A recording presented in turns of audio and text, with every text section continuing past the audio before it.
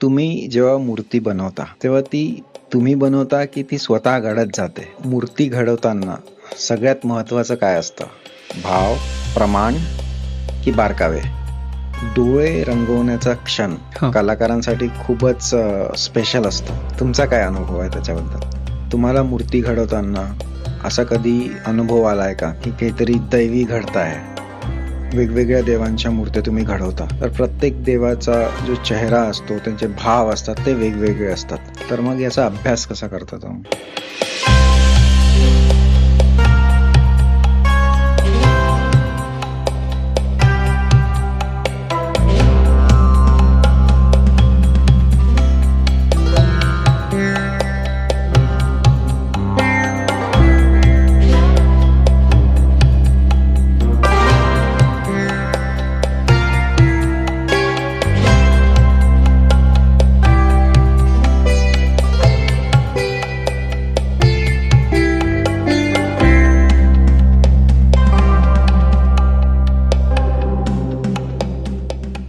तर भूषणजी, सगळ्यात पहिले नो नॉईज पॉडकास्टमध्ये आपले खूप खूप स्वागत.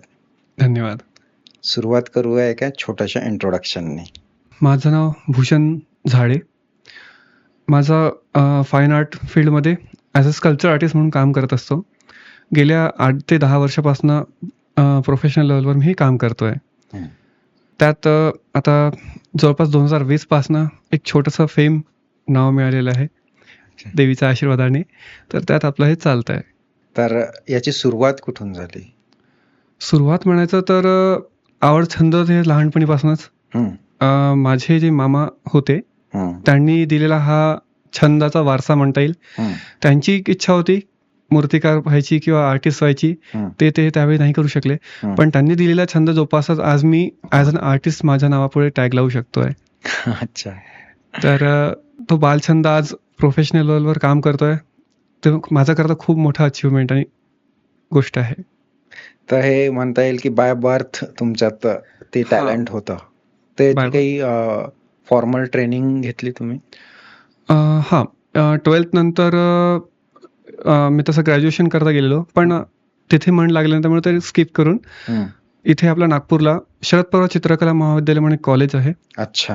तर तिथे बेसिक कोर्स एक फाउंडेशन म्हणून 1 वर्षाचा डिप्लोमा कोर्स असतो. हं, तो केलेला आहे. हं, आणि त्यानंतर मग प्रॅक्टिस करता कोल्हापूरला एक फेमस आर्टिस्ट आहे, हं. मिनिचर आर्टिस्ट संदीप कातवारे सर. अच्छा. तर त्यांच्या स्टुडिओला प्रॅक्टिस करता काही वर्ष तिथे होतो. ते तुम्ही कोल्हापूरला कसे काय जाणं झालं तुमचं? ॲक्च्युली कोल्हापूरला एक फाईन आर्ट कॉलेज आहे कला मंदिर म्हणून. ओके. तर तिथे ॲडमिशन करता गेलेलो. हां. पण इथे गणपतीचं सीझन ते करून जातपर्यंत ॲडमिशन डेट निघून जायचं. अच्छा. तर त्यामुळे मला तिथे ॲडमिशन करायला मिळालेलं नाही. तर मग तिथे एक जे आर्टिस्ट आहेत संदीप कातवारे सर, ते तिथले चांगले प्रसिद्ध कलाकार आहेत. त्यांच्याशी परिचय झाला आणि मग त्यांच्याचकडे प्रॅक्टिस म्हणून मला त्यांच्याकडे एंट्री मिळाली. तर त्यांच्या स्टुडिओला जाऊन प्रॅक्टिस करायचो, काम शिकायचो. तुमच्या काही मूर्त्या बघितल्या. जी. तर त्याच्यात असं एकदम असं जीवन ओतल्यासारखं जाणवतं, असं काहीतरी चमत्कारिक जाणवतं. आता तर ती स्किल तुमच्या हातात आहे. पण तुम्हाला हे आठवतं का की पहिली मूर्ती कधी साकारली तुम्ही? नेमकं वय तर मलाही आठवत नाही. हं, कारण बालपणीपासनं ह्या सगळ्या गोष्टीमध्ये आणि मातीमध्ये खेळलो, वावरलो. हं, तर नेमकं कुठल्या वयात मातीत हात घातला तेवढं मलाही सांगता येणार नाही. हं, पण स्कूल टाईममध्ये एक साधारण 4थ्या-5व्या वर्गापासून जेवढं मला आठवतंय, हं, मातीचा छंद खूप जास्त वाढला. हं, आणि 6वी-7वीत असल्यापासून ते मूर्त्या करणे हं. आणि त्यात खेळणे ते सुरू झालं. त्यात एक मी केलेली मूर्ती बाहेर द्यायची म्हटलं तर 9व्या वर्गात असताना माझ्या शाळेत सरस्वती मातेची मी पहिली मूर्ती करून बाहेर दिलेली मूर्ती ती अजूनही आमच्या शाळेत ठेवलेली आहे. वाह! कुठल्या वर्षीची गोष्ट आहे ही? एक साधारण 2006-07 मधली. ओके. जी. तर तुम्ही जेव्हा मूर्ती बनवता तेव्हा ती तुम्ही बनवता की ती स्वतः घडत जाते असं तुम्हाला वाटतं? तसं म्हणायचं म्हटलं तर मी काहीच करत नाही. हं, करणारी ती एकच, ती म्हणजे कला आणि ती कलाकार देणारी ती शक्ती. हं, मी फक्त काम करताना एक ज्या देवाचं आपण काम करतोय किंवा ज्या स्वरूपाचं आपण साकारतोय त्याचं आव्हान करून त्याचं आठवण करून बस कामाला सुरुवात करतो. बाकी ते स्वतः स्वरूप घेतं. जसं तुम्ही बोलले की तुम्ही केलेल्या कामात एक जिवंतपणा जाणवतो किंवा भाव जाणवतात. हो. तर तेच म्हणता येईल की मनातले भाव ते देवाचरणी समर्पित करायचे आणि ते आपल्या कामात मग ते साकारतात आणि ते तुमच्यापर्यंत पोहोचत आहे असं आहे. त्यात मीच करेल किंवा मीच केलेलं काम असं म्हणून काही नाही. ते करणारी ते स्वतः घडते. कला ही मुळात कोणाला तुम्ही कितीही हात धरून शिकत नाही. बरोबर आहे. जोपर्यंत ते तुमच्यात रुजली जात नाही किंवा तुमचा दैवी तुम्हाला मिळत नाही तोपर्यंत ते तुमच्या हाती येत नाही. बरोबर. आणि तेच ते तसं स्वतःहून ते घडत जाते. ते गिफ्टेडच असतं. हा, गॉड गिफ्टच असते ते. तेव्हाच तर आज माझ्या अख्ख्या फॅमिलीत दुसऱ्याकडे कुठेच कोणी कलाकार नाही. इव्हन की फॅमिली बॅकग्राऊंड मध्ये सुद्धा पण कोणी ॲज अन आर्टिस्ट कोणीच नाही, कुठल्याच फील्डमध्ये नाही. सगळे बिझनेस, जॉब असेच प्रोफेशन. त्यात मी एकटा फक्त कलाकार म्हणून जन्माला आलोय. तर ते आता दैवच म्हणता येईल. तर मूर्ती घडवताना सगळ्यात महत्वाचं काय असतं? भाव, प्रमाण की बारकावे? भाव. तुम्ही जर मनात भाव ठेवले तर तुम्हाला प्रमाण स्वतःहून त्यात समजायला लागेल. अच्छा. आणि बारकावे तुम्हाला शोधण्याची गरज पडत नाही, ते नकळत तुमच्या नजरेस पडत जातं आणि ते त्यातनं ते घडत जातं. तर सर्वात आधी तुमच्या मनात भाव असणं खूप जास्त गरजेचं, मनात आणि कामात पण. तर ते तुमच्या मनातले भाव तुमच्या कामात उतरतील आणि सर्व बारकावे, सर्व गोष्टी त्या स्वतःहून घडत जातील. कुठल्या कुठल्या देवांच्या मूर्ती तुम्ही तयार करता? उत्सव मूर्त्या मोस्टली घडवल्या जातात, ज्यामध्ये जसं विदर्भात एक आहे, गोकुळाष्टमीला श्रीकृष्णाची पार्थिव पूजनाची पद्धती आहे. तर गोकुळाष्टमी करता कृष्णमूर्ती, त्यानंतर गणेशोत्सवाकरता गणपतीच्या मूर्ती, नवरात्री उत्सवाकरिता देवीच्या मूर्ती सर्व प्रकारचा. आणि विदर्भातली एक ओळख म्हणजे पुन्हा शारदोत्सव. आपल्याकडे नवरात्रीच्या पंचमीपासनं तर कार्तिक पौर्णिमेपर्यंत सरस्वती पूजनाची एक पद्धती आहे. तर शारदे मातेच्या त्या मूर्त्या, उत्सव मूर्त्या आणि दिवाळी करता लागणारे लक्ष्मी गणपतीच्या मूर्त्या वगैरे त्या हे सर्व करत असतो. बाकी मग जसा कोणाची रिक्वायरमेंट असली, कोणाला हवे असेल तर त्याप्रमाणे मूर्त्या पण बनवून देत असतो आपण. त्यात गौतम बुद्धांच्या मूर्त्या पण मी केलेल्या आहेत. सुंदर. तर तुम्हाला असं काही होतं की सगळ्यात जास्ती आध्यात्मिक जोड कुठल्या एखाद्या मूर्तीशी आहे तुमचं, असं काही? नक्कीच, ते म्हणजे देवीप्रती. बालपणीपासून म्हणजे माझ्या घरात तर देवींची सेवा आम्ही जास्त बघितली आणि शाक्त परंपराच म्हणता येईल ते. तर मला देवीप्रती खूप जास्त आवड आणि अट्रॅक्शन आहे.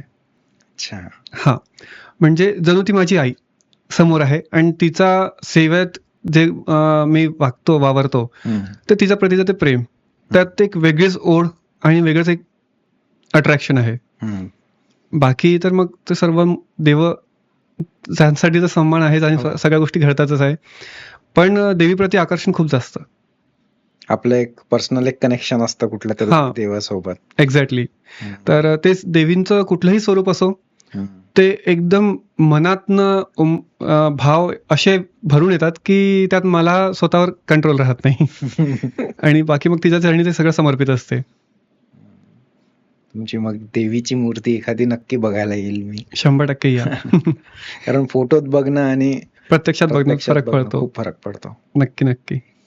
तर डोळे रंगवण्याचा क्षण कलाकारांसाठी खूपच स्पेशल असतो. बरोबर. तर तुमचा काय अनुभव आहे त्याच्याबद्दल?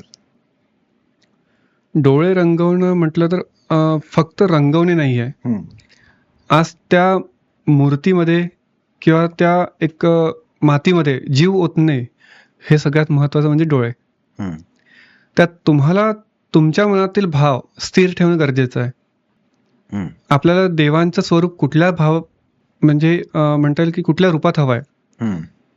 जर लक्ष्मीची आपण मूर्ती करतो आहे देवीची, तर त्यात ते चंचल भाव असणं गरजेचं. सरस्वतीची मूर्ती करायची म्हटलं शांत निर्मळ भाव असणं गरजेचं.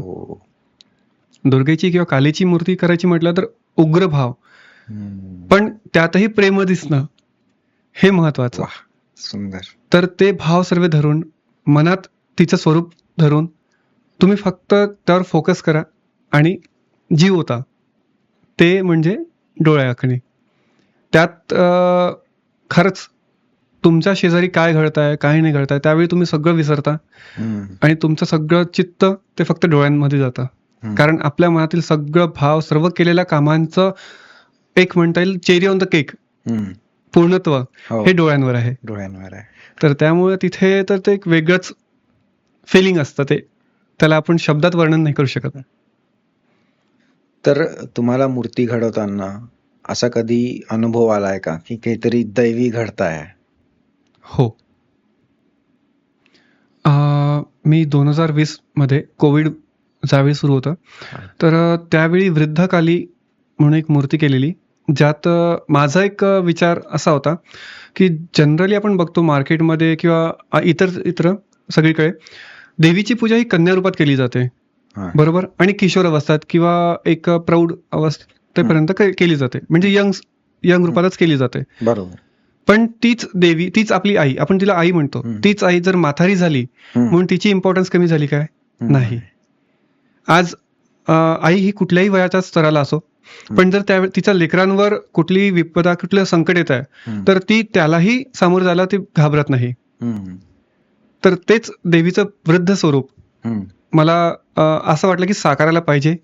त्यात मग मी रेफरन्स म्हणून आपलं पारट शिंगाला सती अनुसूया माता, त्यांचं एक रेफरन्स घेतलं आणि ती स्वतः एक शक्ती स्वरूपा होती.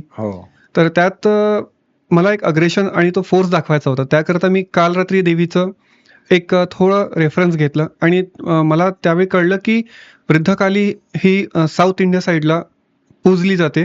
त्या देवीला बरंच काहीतरी नाव आहे, तर प्रोनाउन्सिएशन मध्ये थोडं कठीण जाते ते.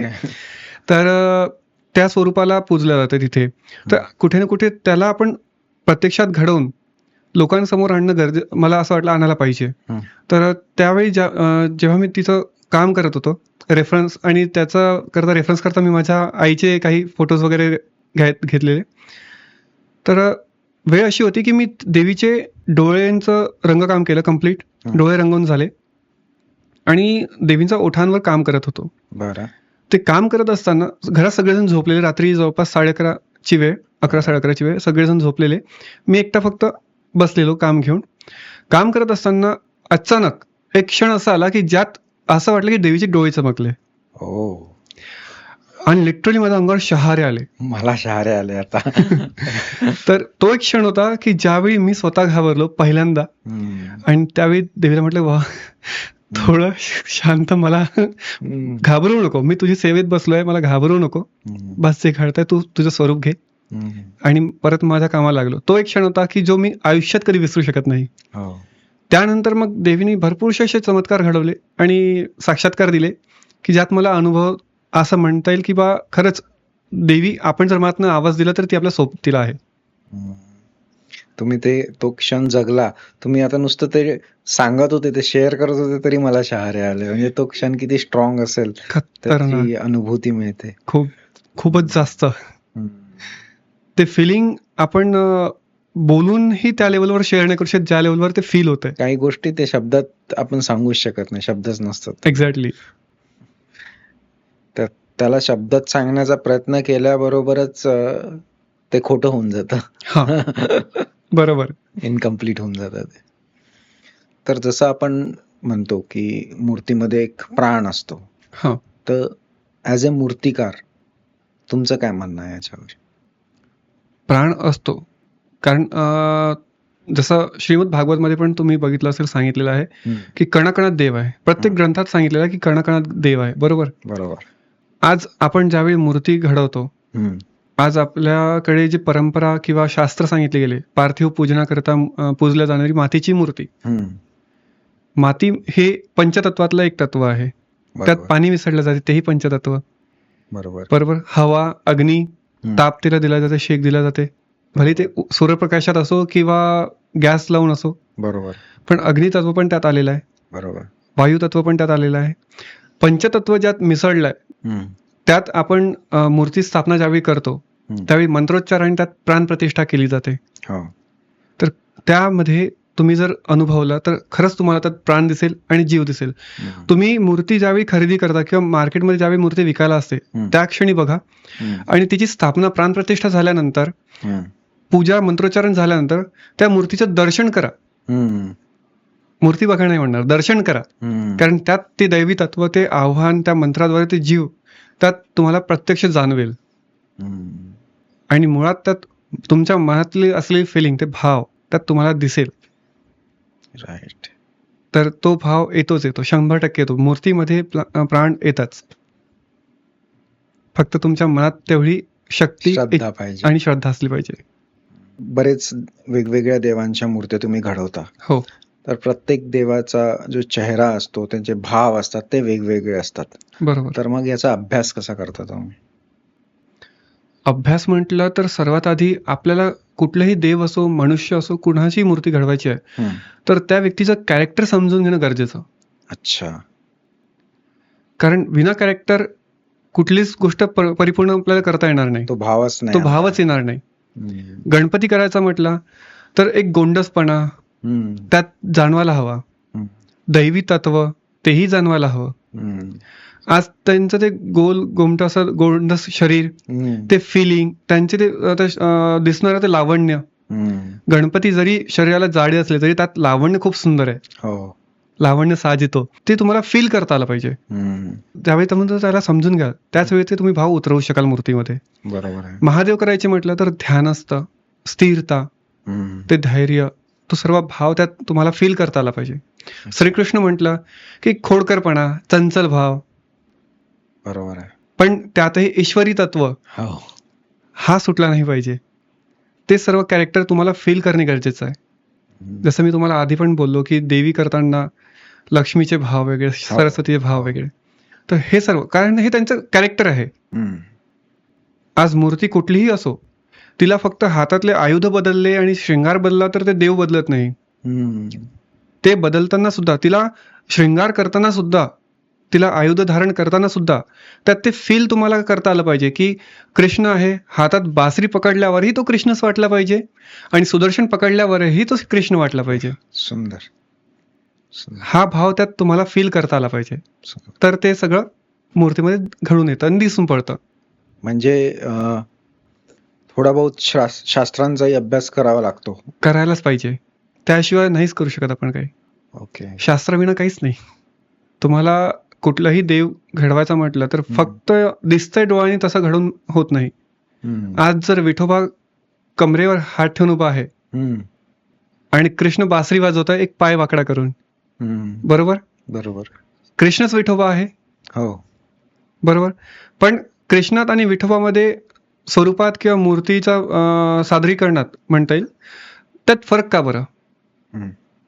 तर त्यातले ते भाव, तो स्वरूप धारण करताना कृष्ण ज्यावेळी बासरी वाजवतो त्यावेळी त्यांचे भाव काय आहे ते, आणि विठोबा म्हणून ज्यावेळी तो विठेवर उभा झाला त्यावेळी त्याचे काय भाव आहे ते, हे तुम्हाला जाणणे, त्यांच्या प्रत्येक गोष्टीचे बारकावे समजून घेणे हे महत्वाचे. आणि ते तुम्हाला फक्त शास्त्रात मिळेल. म्हणून तुम्हाला शास्त्र अध्ययन पण गरजेचं आहे. हे एक वेगळं नॉलेज मिळालं मला. कारण मूर्तिकार आणि शास्त्र यात पण काही कनेक्शन असू शकतं असं मला वाटलं नव्हतं. असतेच, असायलाच पाहिजे. देव कसा आहे हा कोणालाच माहित नव्हता. बरोबर. ज्यावेळी रवी राजाराम वर्मा त्यावेळी त्यांनी जी पेंटिंग्स केले ते कशा वर्ण केले? त्यांनी शास्त्र वाचले. शास्त्रात जे वर्णन होतं त्या वर्णनाला त्यांनी प्रत्यक्ष स्वरूपात आणण्याचा प्रयत्न केला.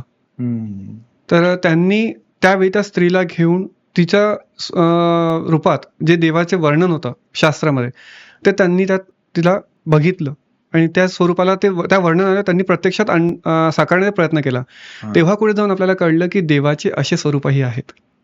आज जर मी श्री विष्णूंचं कुठल्याही एक वेगळं रूप जर करायचं म्हटलं तर त्यात वेगळ्या रूपात, आता विष्णूंचे भरपूर रूप आहेत. वामन रूप कोणी बघितलं? आपण नाही बघितलं. नाही. पण शास्त्रात त्यांचं वर्णन जसं दिलेलं आहे ते जोवर मी वाचणार नाही तोवर मी त्यांचं स्वरूप कसं साकारणार? देवीचे असंख्य नाव आहे. त्यात वेगवेगळ्या स्वरूपात वेगवेगळे आयुध, त्यांचे लक्षणं, त्यांचं वर्णन इव्हन त्यांच्या कपाळी लागणाऱ्या गंधापासनं हम्म. तर सगळ्या पायाचा नखापर्यंत म्हणता येईल, केसाच्या टोकापासून पायाच्या नखापर्यंत वेगवेगळ्या गोष्टी असतात, बारकावे असतात. हम्म. ह्या सगळ्या गोष्टी तुम्हाला समजून घेणे, जाणून घेणे गरजेचं आहे. खूपशे देव आहेत, पण त्यात त्रिनेत्रधारी कोण कोण आहेत हम्म. हेही माहीत असणं गरजेचं आहे. आता पार्वती ही त्रिनेत्रधारी आहे, पण तिच्या कुठल्या स्वरूपात त्रिनेत्र आहे आणि कुठल्या स्वरूपात नाही हेही जाणून घेणं गरजेचं आहे. तर ह्या सगळ्या गोष्टी तुम्हाला कळेल कुठनं? शास्त्रातनं. हम्म. म्हणून शास्त्र ही तुम्हाला माहीत असणं गरजेचं आहे, जर तुम्ही देवी मूर्त्या करत आहात तर. तितकं डिटेलिंग आपल्याला ते टाकता टाकता येईल, तुम्हाला समजता येईल, तर करता येईल असं. म्हणून त्यामुळे तुम्हाला शास्त्र जाणून घेणंही गरजेचं आहे. प्रत्येक मूर्ती तेव्हाच युनिक बनेल. युनिक बनेल. आज कसं झालंय की जसं जग मॉडर्न होत चाललेलं आहे, हम्म. लोकांचा झुकाव हा मॉडर्न आर्टकडे जास्त होतोय. हो. बरोबर. हो. आज प्रत्येकाला काहीतरी मॉडर्न युनिकनेस हवं असते, हम्म. आणि त्याच चक्करमध्ये असं होतंय की जे मुळात सात्विकता आहे हम्म. ते कुठे ना कुठे मागे सारत चाललेली आहे. हम्म. आता येणाऱ्या जनरेशनला त्यात जे काही म्हणता येईल की सात्विकताकडे जास्त ओढ लागायला लागली आहे, तुम्ही बघत असाल. पुन्हा तेच होत आहे. है ना. पण जे मध्ये आपली जनरेशन गेली त्यावेळी आता ते त्यांचं सुरू आहे. तुम्ही बघितलं असेल गणपती करताना, स्पेशली नागपुरात हे खूप जास्त चालतं की गणपतीला खूप वेगवेगळ्या विचित्र विचित्र स्वरूपांमध्ये घडून समोर आणलं जातं. बरोबर. बरोबर. पण कुठे ना कुठे ते आपले देवांची विटंबनाच करतोय. हम्म. जे नाही त्याला आपण समोर आणतोय. हम्म. बरोबर. पण जर तुम्ही शास्त्र बघत आहात, शास्त्रातनं तुम्ही समजून घेत आहात की काय कॅरेक्टर आहे त्या रूपाचं, हम्म. जर आपल्याला कुठलं एक स्वरूप तुम्हाला युनिक पाहिजे ना, हम्म. पण तुम्ही जर शास्त्र बघाल तर त्यात तुम्हाला खूपशा गोष्टी युनिक मिळेल आहे. खूपशा गोष्टी. देवांचे असंख्य स्वरूप आहे, त्यातलं तुम्ही कुठलंही एक स्वरूप जे तुम्हाला साजेल सोपे वाटेल हम्म. तुम्ही स्वरूप घ्या. त्याच्यातलं मूळ तत्व जे आहे त्याला तुम्ही धरून थोडं मॉडर्न आर्टला तुम्ही त्याला कनेक्ट करा, हम्म. तर तुमचा सगळ्या प्रॉब्लेमचं सोल्युशन मिळत आहे. हम्म. एक देवाचं वेगळं स्वरूप लोकांसमोर तुम्ही सादर करू शकता. हम्म. देवांच्या वेगवेगळ्या स्वरूपांचं दर्शन तुम्हाला तुमच्या मार्फत लोकांना घडत आहे, हे तुमच्या पदरी पुण्य मिळेल आहे. बरोबर आहे. पण लोक ते बघत नाही. लोकांना फक्त क्रिएटिव्हिटी हवी आहे, आणि त्या चक्करमध्ये सगळं गडबड हो जात. गडबड होत आहे.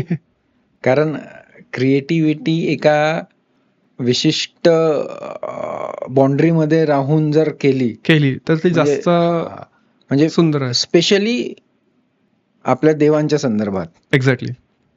देवांच्या संदर्भात. कारण जे शास्त्रात नाहीच आहे तसं रूप दाखवूनही काही उपयोग नाही. काही अर्थ नाही. तुमच्या तुमच्या पूजेला प्राण नाही येणार त्याच्यात. तो प्राण येणार नाही, तुमच्या पूजेला अर्थ राहणार नाही. हम्म. आज कसं आहे की ज्यांना कळत नाही, ज्या समोरचा व्यक्ती मूर्ती घ्यायला येतोय त्यांना कळत नाही की बा किंवा त्यांना माहिती नाही किंवा त्यांना आयडिया नाही की बा एक कुठलीही ते पोस्टर घेऊन येतात, म्हणतात की दादा आम्हाला या रूपात गणपती हवा. मागे एक क्रेज आलेला बाहुबली. अच्छा. है ना. 6 पॅक वाली गणपती. तर असेच काहीतरी विचित्र लोक घेऊन येतात फोटो, म्हणतात आता आम्हाला या रूपात देव पाहिजे आम्हाला. अच्छा. पण आणि जे कमर्शियल असतात ते करून येतात. हा. त्यांना काय फक्त पैशाशी मतलब असतो, दुसरं काही नाही. बरोबर. बाकी आपण काय करतोय काय नाही, काय कुठला खेळ मांडतोय, यांना त्याच्याशी काही घेणं देणं नसते. बरोबर. पण याच्यात अजून एक प्रश्न माझ्या मनात आता हा येतोय की जशी एखादी मूर्ती आहे जी लॉंग टर्म साठी असणार आहे, त्यात तर तुम्ही जीव ओतून काम करालच. पण जसं आपण गणपती बघतो की 8 दिवसांनी 10 दिवसांनी तसं विसर्जन होणार आहे, तर त्यावेळेस मग तुम्हाला तसं वाटत नाही का की 10 दिवसांनी तर विसर्जनच होणार आहे, तर त्यावेळेसच काय फिलिंग असतं तुमचं ते बनवण्याचं? ऍक्च्युली हा विषय सुरुवातीला व्हायचा, मन दुखायचं. अच्छा. की केलेलं काम लोक चक्क पाण्यात फेकताय. हो. विसर्जन पण नाही म्हणतात, आपल्याकडे फेकल्या जात आहे. विसर्जन तुम्ही पद्धतशीर त्या देवाला तुम्ही पाण्यात ठेवा, त्याला आंघोळ घाला, ते एक सोजवळपणे ते वेगळं. पण आपल्याकडे नद्या नाहीत, तळे आहेत, आणि तळ्यात काठावरून देव फक्त फेकल्या जातो, है ना. तर ते सगळं बघून एक वेळ मन दुखायचं. पण काही काळानंतर जसं जसं आता अनुभव किंवा म्हणता येईल ह्या सगळ्या गोष्टीत रुजत गेलो, त्यावेळी एक फिलिंग यायला लागली की देव 10 दिवसाकरता का होईना, पण कोणाचा तरी घरी जातोय, लोक त्यात देव बघतोय, तर त्यांना ते भाव, ते देवत्व त्यात फील व्हायला हवं. अच्छा. मग ते 10 दिवसाकरता असो की एका दिवसाकरता असो, हम्म. ते तेवढ्याच भावनेने काम करणे गरजेचं आहे. कारण कसं आहे की 10 दिवसात जाणार आहे देव म्हणून मी जर काही घोपाटून दिलं हम्म. हम्म. आणि तेच जर माझं चालत राहिलं हम्म. तर एका वेळेनंतर मी भावशून्य होईल, अच्छा. फिलिंगलेस. आणि जर मी फिलिंगलेस झालो किंवा भावशून्य झालो तर माझ्या कुठल्याच कामात तो रस किंवा भाव दिसणार नाही, कधीच दिसणार नाही. म्हणून देव एका दिवसाकरता घडवणे असो किंवा लॉंग टर्म करता घडवणे असो, हम्म. फिलिंग, भाव तोच असणं गरजेचं आहे आणि तो जपणं गरजेचं आहे. तर तुम्ही ज्या मूर्त्या घडवता त्या मातीच्या असतात, हो. बरोबर? तर ज्या आपण देवळात बघतो त्या जनरली मूर्त्या दगडाच्या असतात ना? हा. उत्सव मूर्ती करता जर बघायचं म्हटलं तर मातीच्या मूर्त्यांचं आपल्याकडे प्राधान्य आहे. बरोबर. पार्थिव पूजनाला वापरल्या जाणारे मातीच्या मूर्त्या, त्यातनं ज्यावेळी प्राण निघून जातं हम्म. त्यांना पंचतत्वात विलीन होणं गरजेचं आहे. अच्छा. आणि ते दगडी मूर्ती किंवा कुठली धातूची मूर्ती होत नाही. बरोबर आहे. तर त्याकरता मातीचीच मूर्ती हवी असते आपल्याला, की जी पंचतत्वात पुन्हा विलीन होईल. आणि ज्यावेळी आपल्याला परमनंट स्थापना करायची असते हा. तर त्यावेळी मग ते दगडी किंवा धातूची मूर्ती ती स्थापित केली जाते. बरोबर आहे. आता एक आणि हे असते एक प्लॅस्टर ऑफ पॅरिसचं जे मटेरियल असतं, हम्म. तर प्लॅस्टर ऑफ पॅरिस मला वाटतं कॉस्ट इफेक्टिव्ह आहे जास्ती.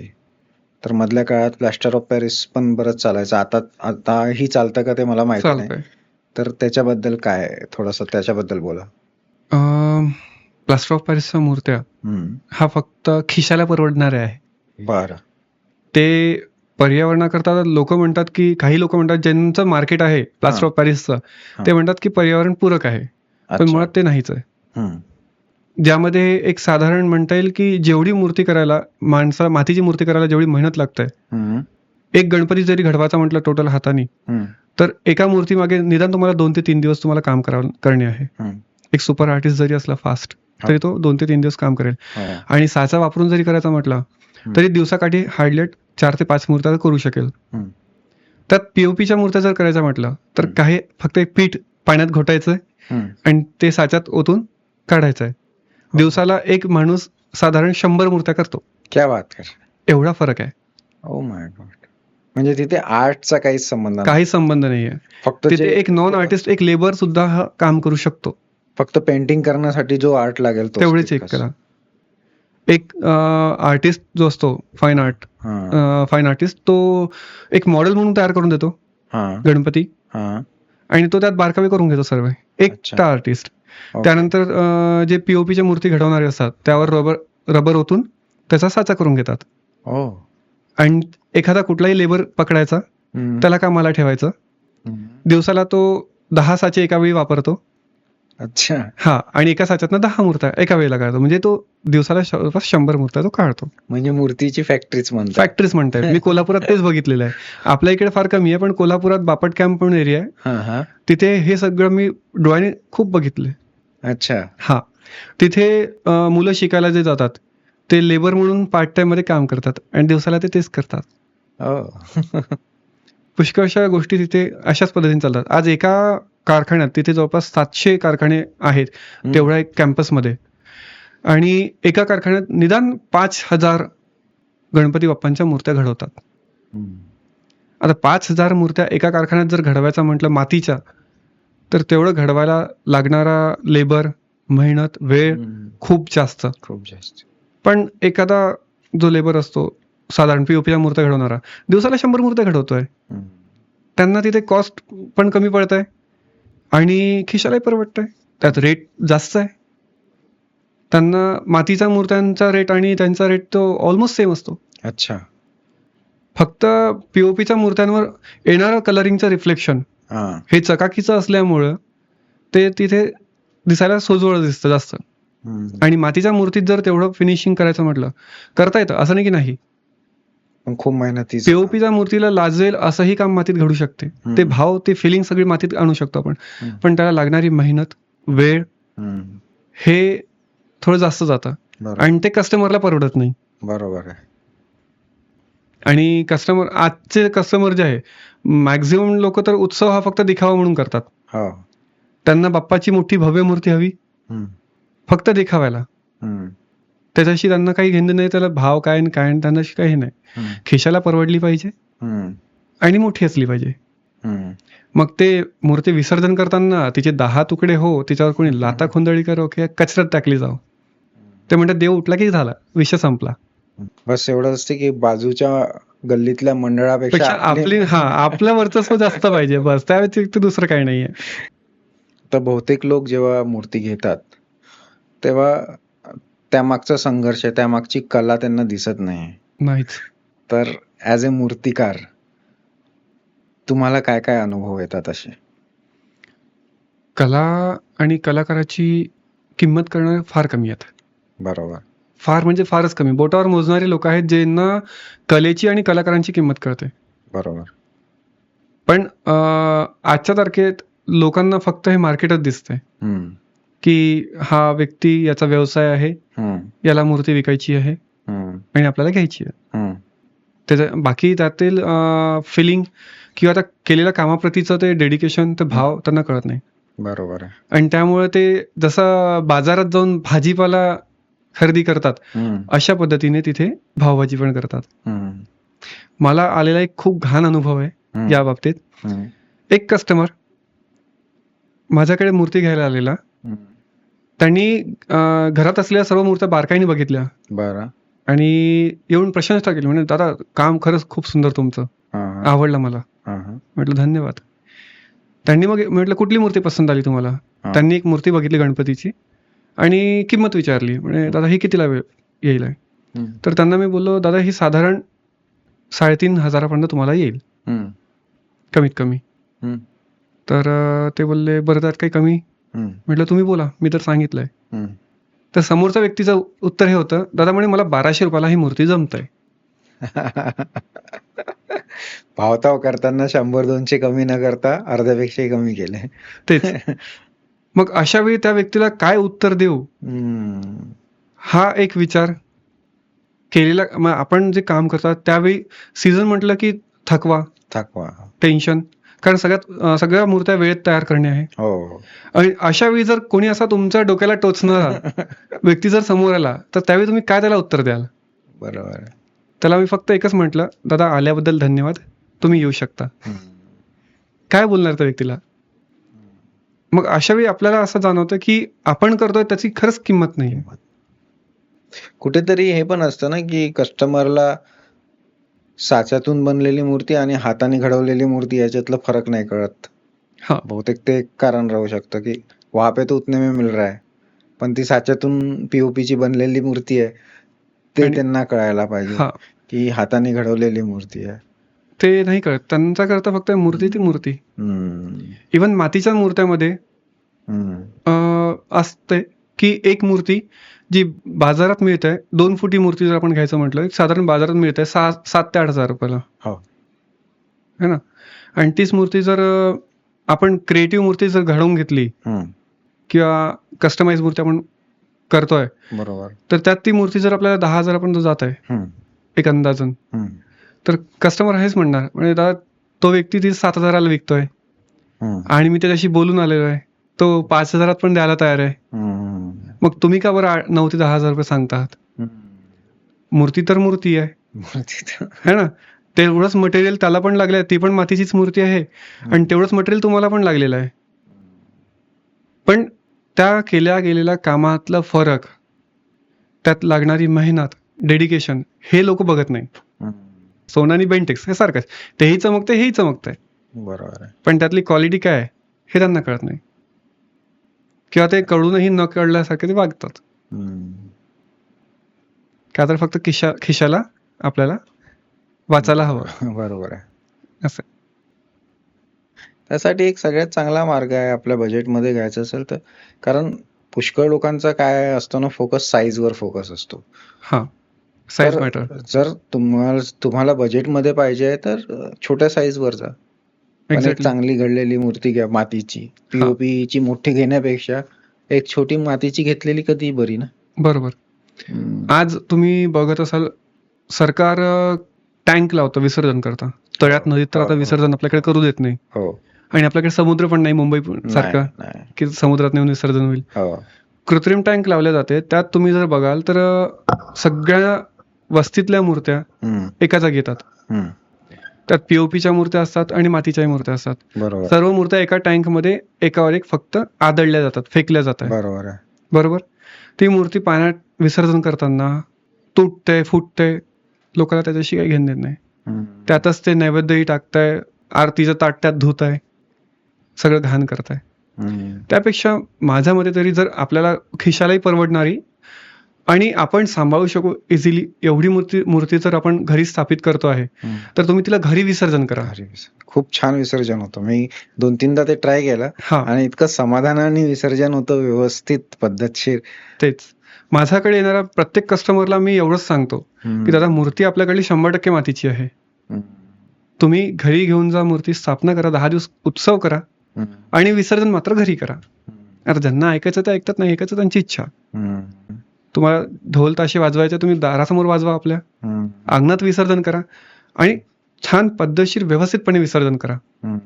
तर त्यात तुमचं विधानही पूर्ण होत आहे आणि त्रास पण होत नाही. उत्सव खूप चांगल्या पद्धतीने साजरा होतोय. बरोबर. पण लोकांना काय फक्त मोठेपणा हवाय आणि मोठी मूर्ती केली की मग त्याला विसर्जनाचा प्रॉब्लेम. हो, है ना, मोठेपणा दाखवायला फक्त. मोठी मूर्ती तर विसर्जन घरी करू शकत नाही. तेच मोठी मूर्तींकरता ठीक आहे की बा बाहेर आपल्याला नेणे आहे, मग तेवढं सोय करणे आहे. पण घरी जर आपण गणपती बसवतोय तर तो मातीचा, पूर्ण मातीचा असा, आणि आपण इझिली त्याला हाताळू शकतो मूर्तीला, एवढं तरी असायला पाहिजे. बरोबर. आता एखादी मूर्ती तुम्ही जीव ओतून करता आणि मग ती कोणीतरी घेऊन जातं, तर त्यावेळेस तुमचं काय फिलिंग असतं? ते फिलिंग नाही सांगू शकत. असं की जेणेकरून म्हणतो ना, जसं एका बापाला लेक पाठवताना जसं वाटतंय की आपण सगळं जीव ओतून त्यात सगळे भाव आणले, किंवा आज आपण मूर्ती घडवतोय, जरी ती आपण देव घडवतोय, पण कुठे ना कुठं आज एक बाप जसा मुलीला जन्माला घालतो, ते तसंच तिला लहानाचं मोठं करतोय, तसं आम्ही त्या मूर्तीला जपतो, सगळ्या गोष्टी सांभाळतो. आज मूर्ती बाहेर अंगणात वाळत ठेवताना त्याला बरोबर ऊन लागली पाहिजे, पावसाचा थेंबही त्यावर पडला नाही पाहिजे, तेवढं ते सगळं आपण जपतो, सांभाळतो. आणि एक क्षण असा येतो की ज्यावेळी लोक 4 पैसे आपल्या हातात ठेवतात आणि मूर्ती घेऊन जातात.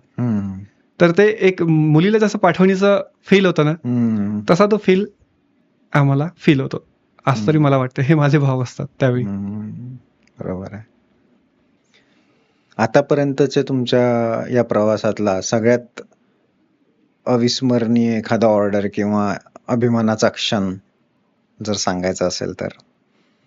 अभिमानाचा क्षण म्हणजे असा, जसं मी तुम्हाला सांगितलं सुरुवातीला, वृद्धा काली म्हणून एक देवी केलेली मी कोविडच्या काळात 2020 मध्ये. त्याआधी एक साधारण मूर्तिकार म्हणूनच मी काम करायचो, एवढं काही नव्हतं, ना नाव ना काही ना काही. बरं. आणि त्यावेळी असं असायचं, आजही ते होतं की कलाकाराला फक्त वाव मिळतं पण किंमत मिळत नाही, व्हॅल्यू नसते. लग्नाला जर मुलगा निघाला एखादा आर्टिस्ट, तर त्याला मुलीचा बाप मुलगी द्यायला तयार होत नाही सहसा. काय मातीचं काम करतोय, असं कितीच तरी कमावणार, पण त्याचं कॅरेक्टर काय आहे हे बघत नाही. तसंच आधी पण होतं.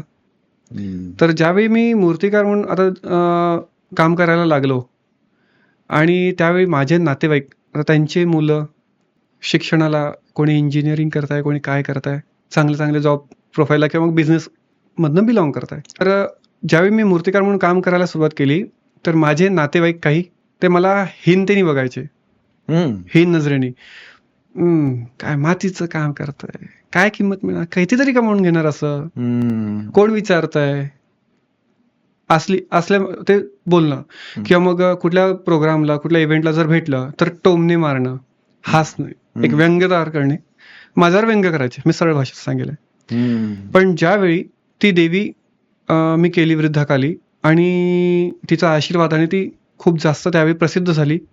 प्रत्येकाच्या स्टेटसला, स्टोरीला, इंस्टाग्राम त्यावेळी तेवढं नव्हतं ऍक्टिव्ह, पण फेसबुकला खूप जास्त तिचा प्रतिसाद मिळायला लागला. इव्हन की बाहेर विदेशातून सुद्धा काही लोकांचे त्याला म्हणजे वाव यायला लागले. तर तेच नातेवाईक 4 लोकात मिरवायचे की आमच्या मुलांनी केलेली, आमच्या नातेवाईकांनी केलेली ही देवी. त्यांचा कुठला तरी परिचित चांगल्या व्यक्तीने जर ती स्टोरीला ठेवली, स्टेटसला ठेवली, तर त्यांना रिप्लाय करायचे हम्म. किंवा म्हणजे आम्ही गर्वाने सांगतोय ते माझ्या मामांकडे दसऱ्याचा कार्यक्रम होतो, तर तिथे ज्यावेळी मी गेलेलो, तर जे मला टोमणे मारायचे ना, हम्म. ते तिथे येऊन मला असे जसा की कुठला सेलिब्रिटी आला अशासारखे ट्रीट करायला लागले. हा. आणि त्या क्षणी लिटरली त्यांच्याकडे बघून मला फक्त एक हसायचा हम्म. की 4 दिवस आधीपर्यंत तुम्ही माझ्यावर हसत होते हम्म. आणि आज तुम्ही मला सेलिब्रिटीवाले ट्रीट देत आहात. म्हणजे हा एक खूप मोठा प्रॉब्लेम आहे की माणसाची व्हॅल्यू प्रत्येकदा त्याच्या अर्निंगशीच जोडल्या जाते. हा, आणि कलाकारांशी तर खूप जास्त लोकांचं म्हणता येईल की फक्त बोलण्यापुरती चांगलेपण आहे, हम्म. किंमत नाही. तरी आपल्याकडला मला हा असं वाटतं मायनस पॉईंट आहे. कुठंतरी की आता कलाकारांची व्हॅल्यू एक वाढत चालली आहे. मधल्या काळात जसं त्याच्यासाठी बरेचसे कारणही असतील बहुतेक. आपली इकॉनॉमी पण डाऊन होती इंडियाची.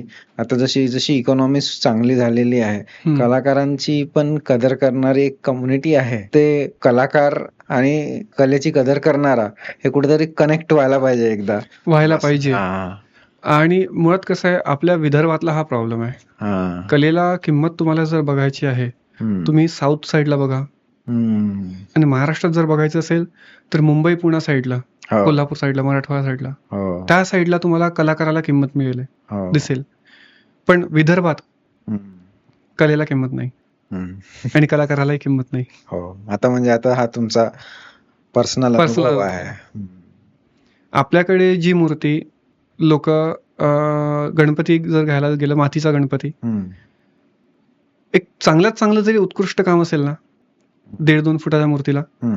तरी ते खूप झाले 5-6 हजार 7 हजाराचा वरती त्याला द्यायला विचार करतात. हम्म.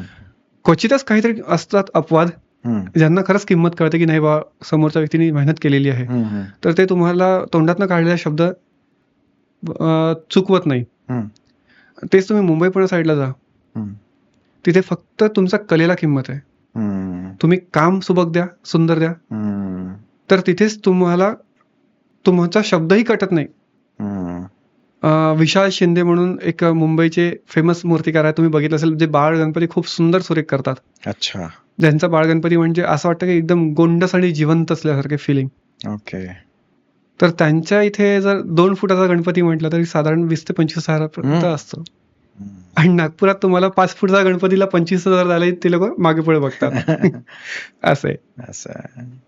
तर तुम्ही इथे विदर्भात ते एक गोष्ट व्हायला पाहिजे हम्म. की कलाकारांसोबत कलेलाही समजून घ्यायला पाहिजे. समजून घ्यायला पाहिजे. कारण जर आज काय होईल की, सरळ सांगतो की आजच्या काळात कलाकार स्वतःच म्हणायला लागेल काही वेळानंतर की स्वतः मुलाला की बाळा, तू कला ही फक्त आवड म्हणून ठेव, प्रोफेशन नको करू. हो. का?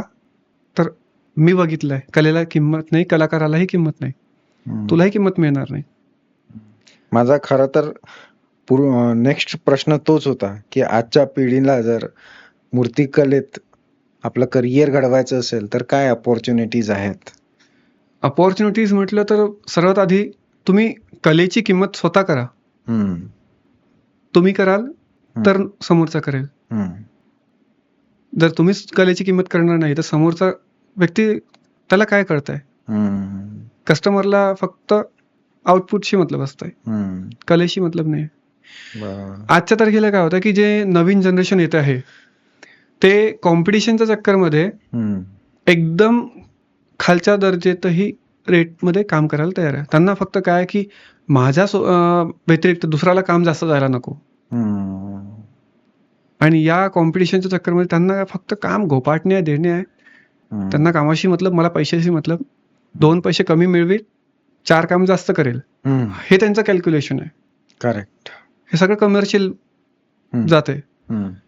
पण ज्यांचं खरंच कलेवर प्रेम आहे, हम्म. जीव ओततील, तर त्यांनी मग भावबाजी करायला हम्म. किंवा एक योग्य दराची जोपर्यंत मिळणार नाही तोपर्यंत त्यांनाही काम द्यायला विचार येईल. हम्म. आणि अशा वेळी काय होतं की क्वांटिटी विकल्या जात नाही, क्वालिटीच्या चक्करमध्ये क्वांटिटी विकल्या जात नाही. जिथे क्वांटिटी मिळते तिथे क्वालिटी मिळणार नाही. आणि या सगळ्या गोष्टी समजणे हे आजच्या कलाकाराला गरजेचं आहे. तुम्ही कॉम्पिटिशनच्या चक्करमध्ये जात आहात, त्यात तुम्ही रेट स्वतः खाली करून कमी पैशात तुम्ही लोकांशी गुलामगिरी करायला तयार होता, हे तुमचं चुकतंय. आज येणाऱ्या पिढीला तुम्ही काय सांगाल? ते कलेला कुठल्या याच्यात बघेल? आणि आजच्या तारखेत जसं महागाई वाढते, प्रत्येकाला पैशाची गरज आहे, बरोबर. पण तुम्ही जर तुमच्या कलेची किंमत नाही कराल तर मग येणाऱ्या जनरेशनला काय सांगाल? म्हणजे आपण म्हणू शकतो 2 प्रकारचे मूर्तिकार आहेत हा, आता. एक क्वालिटीवर फोकस्ड आहे, एक क्वांटिटीवर फोकस्ड आहे. बरोबर. तर ते एक आहे. आणि येणाऱ्या पिढीला जर एकच जर कला क्षेत्रात जर यायचं आहे तर आधी तुम्ही कलेला फील करा, जगा, आणि मगच कला क्षेत्रात या. पण त्यात अजून एक हाही मुद्दा आहे ना, की ते तर असायला पाहिजे. हा, स्वतःच असायला पाहिजे. कारण आणि- असं टेक्निकल काम तर नाही आहे ते, की किसी ने भी किसी को सिखा दिया तो हो गया, असं तर नाहीच. नाहीये. कसं आहे, सरस्वतीचा वरदहस्त हा प्रत्येकाच्या डोक्यावर नसतो, पण ज्याच्या डोक्यावर असतो तुम्ही त्याला कितीही अडवा, तो कुठे ना कुठे आपली कला सादर करेलच. ते न कळतही घडते. एक सिंगर जर त्याला चांगलं गाण्याचा जर आवड आहे किंवा तो चांगला जर गातोय, तो जरी रेकॉर्डिंग करणार नाही किंवा कुठल्या मोठ्या लेवलवर कॉन्सर्ट करणार नाही, पण तो घरी जाऊन घरच्या पूजेच्या वेळी भजन तर म्हणेलच. बरोबर आहे. आणि कुठल्या क्षणी दैव तुमचं पलटेल हे सांगता येत नाही. तुम्ही कलेला जगा तर मोठे कलावंत व्हाल. फक्त कमर्शियल लेवलवर नेऊन होत नाही, कमर्शियल लेवलला पण न्या, कारण तेही गरजेचं आहे, पैसाही गरजेचा आहे. पण तुमचं जे मूळ आहे ते म्हणजे कला, तिला प्युरिटीने जपा. बरोबर आहे. हे प्रत्येक कलाकाराला गरजेचं आहे आजच्या तारखेला. नाईस. पुढील काळात काही मोठे स्वप्न किंवा कुठला प्रकल्प, काही काय रोडमॅप काय आहे तुमचा? ऑब्वियस तो असायलाच पाहिजे, हा, कारण ध्येय नसेल तर मग वाटचाल होणार कशी? बरोबर आहे. आहे आता काहीतरी मनात इच्छा, हा. जी देवीच्या आशीर्वादाने एक क्षण म्हणजे थोडंफार का होईना सुरुवात झालेली आहे इच्छा की आपलंही स्वतःचं एक मोठं स्टुडिओ असायला पाहिजे, आणि असं एक थंब प्रिंट की जे आपल्या व्यतिरिक्त दुसरा कोणी कॉपी करू शकला नाही पाहिजे. स्वतःचं एक थंब प्रिंट तयार करणे ही माझी खूप मोठी इच्छा आहे. बाकी आता सगळं तिच्या चरणी. कुठले तुमचे आवडते कलाकार? आवडते कलाकार भरपूर आहेत. नागपुरात पण खूप सुंदर सुंदर कलावंत आहेत, ज्यांनी वेळोवेळी मला गाईडलाईन केलेत. आणि बाहेर पण जे कलाकार आहेत त्यात भरपूरसे आहेत. जसं आता गणपती जर म्हटलं तर विशाल शिंदे दादा, त्यांच्या हातचे गणपती जे प्रसिद्ध आहे, बरोबर. आणि नागपुरात जर म्हटलं तर राकेश दादा पाटरावे, अच्छा, निलेश दादा बिनेकर, त्यांच्या हातचे काम क्रिएटिव्हिटीला घेऊन आणि जे प्युरिटी आहे दैवत्वाची त्याला घेऊन करणारे काम, हे काही असे मोजके आहेत जे फील होतात की ज्यांना पाहून वाटतं की नाही बा, आपण पण असलंच आपलं काहीतरी वेगळं पाहिजे. बरं, मला वाटतंय बरेच मुद्दे आपले डिस्कस झाले आहेत, तर शेवटी जाता जाता काही संदेश द्यायचा आहे? संदेश फक्त एवढाच की कलेला जसं आज आम्ही कला ही देवाच्या रूपात सादर करतोय, बरोबर. प्रत्येक जण आपापल्या परी कला सादर करताय, हो. पण ज्यावेळी तुम्ही देवाच्या मूर्ती करता, तुम्ही घ्यायला जाता कुठल्याही कलाकाराकडे, तर तुम्ही पण स्वतः एक कस्टमर म्हणून नाही, तर तुम्ही आज देवाची मूर्ती स्वतःच्या घरी आणणार आहात, तर एकच म्हणेल की त्या देवाचं तुम्ही दैवत्व जपा आणि नंतर मग कलाकाराकडून मूर्ती करून घ्या. कारण फक्त क्रिएटिव्हिटी नाही तर प्युरिटी पण महत्वाची आहे. राईट. नाईस. तर प्युरिटी घेऊन चला, ते जास्त महत्वाचं. सुंदर, खूप सुंदर. थँक्यू. Thank you very much. धन्यवाद. पॉडकास्ट मध्ये वेळात वेळ काढून आल्याबद्दल खूप खूप खूप धन्यवाद. तुम्ही मला बोलवलं त्याकरता खूप खूप धन्यवाद. पुन्हा भेटू आणि तुमच्या मूर्त्या, तुमची कला पाहायला आम्ही नक्की तुमच्याकडे येऊ. Most welcome. सदैव तुमचं स्वागत आहे. थँक्यू.